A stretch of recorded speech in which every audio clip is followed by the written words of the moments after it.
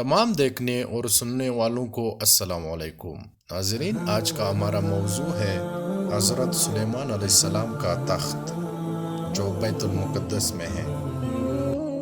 تخت سلیمانی جو ہوا پر اڑتا تھا، اس کی کیفیت یہ بیان کی گئی ہے کہ حضرت سلیمان علیہ السلام نے لکڑی کا ایک بہت بڑا اور وسیع تخت بنوایا تھا جس پر سب سوار ہو کر سفر کرتے تھے۔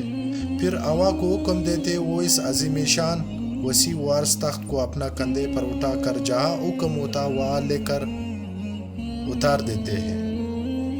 یہ ہوائی تخت صبح سے دوپہر تک 1 مہینے کی مسافت طے کر لیتا تھا، اور اسی طرح دوپہر سے شام تک 1 مہینے کی، یعنی ایک دن میں 2 مہینوں کی مسافت ہوا کے ذریعے طے ہو جاتی تھی۔ اور اس تخت پر 6000 کرسیاں رکھی جاتی تھی جس پر حضرت سلیمان علیہ السلام کے ساتھ اہل ایمان انسان سوار ہوتے تھے، اور ان کے پیچھے اہل ایمان جن بیٹھتے تھے۔ پھر پرندوں کو حکم ہوتا کہ وہ پورے تخت کو اپنے پروں سے سایہ کرے تاکہ آفتاب کی تپش سے تکلیف نہ ہو۔ پھر ہوا اس عظیم شان مجمع کو اٹھا کر جہاں حکم ہوتا پہنچا دیتے تھے۔ بعض روایت میں ہے کہ اس پورے ہوائی سفر کے دوران حضرت سلیمان علیہ السلام سر جھکائے ہوئے اللہ کے ذکر میں مشغول رہتے تھے، دائیں بائیں نہ دیکھتے اور اپنے عمل سے تواضع کا اظہار فرماتے تھے۔ اسی کو اللہ تعالیٰ نے بیان فرمایا، اور ہم نے سلیمان علیہ السلام کے لیے ہوا کو مسخر کر دیا تھا۔ اس ہوا کا صبح کا چلنا اور شام کا چلنا ایک مہینے کی مسافت تھی۔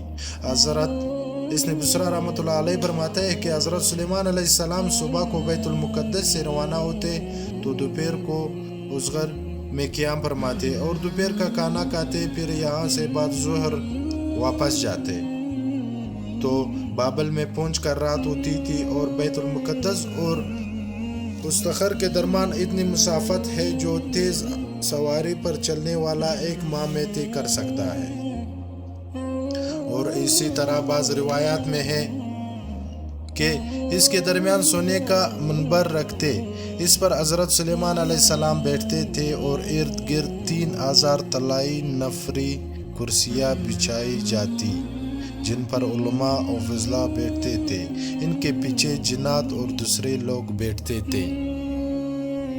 پرندے ان پہ سایہ کرتے، پھر ہوا تخت کو اٹھا کر لے جاتے۔ اور یہ بھی معلوم التنزیل میں ہے کہ حضرت سلیمان علیہ السلام صبح دمشق سے سوار ہو کر ازغر جو دمشق سے 1 ماہ کا راستہ ہے وہ کلولہ فرما کر پھر بابل جاتے، پھر سمر کند میں رات گزارتے۔ ایک بار صبح عراق سے سوار ہو کر شہر مروم میں دوپہر کو پہنچے اور عصر کی نماز بلغ میں پڑھ کر چیسن تشریف لے گئے۔